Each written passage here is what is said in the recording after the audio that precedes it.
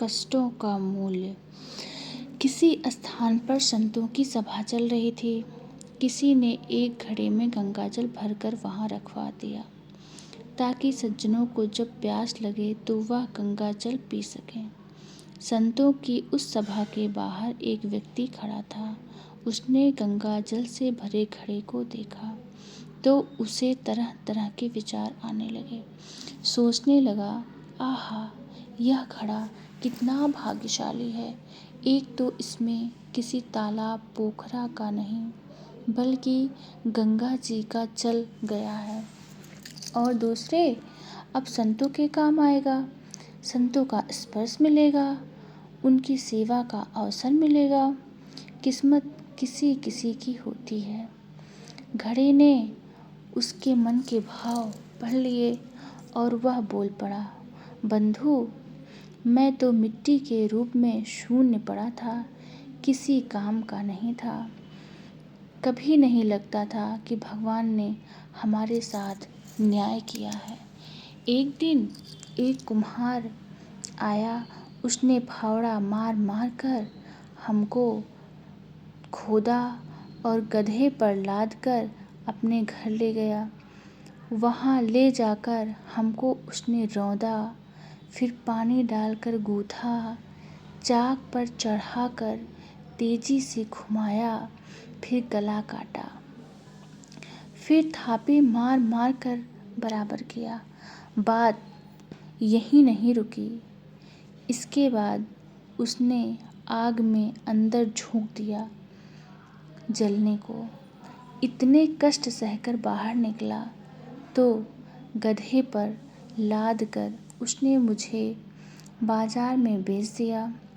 वहाँ भी लोग ठोक ठोक कर देख रहे थे कि ठीक है कि नहीं, ठीक है कि नहीं। ठोकने पीटने के बाद मेरी कीमत लगाई भी तो क्या, बस 20 से 30 रुपए।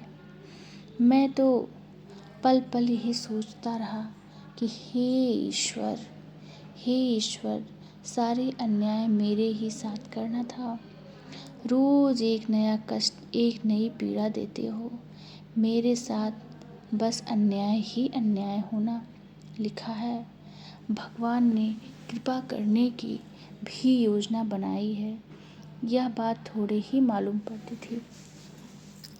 किसी सज्जन ने मुझे खरीद लिया और जब मुझ में गंगा जल भरकर संतों के सभा में भेज दिया, तब मुझे आभास हुआ कि कुम्हार का वह फावड़ा चलाना भी भगवान की कृपा थी। उसका वह गूँथना भी भगवान की कृपा थी। आग में जलना भी भगवान की कृपा थी और बाजार में लोगों के द्वारा ठोका जाना भी भगवान की कृपा थी। अब मालूम पड़ा कि सब भगवान की कृपा ही कृपा थी। परिस्थितियाँ हमें तोड़ देती हैं, विचलित कर देती हैं। भगवान के अस्तित्व पर हम प्रश्न उठाने लगते हैं। क्यों हम सब में इतनी शक्ति नहीं कि ईश्वर के लीला समझ सकें?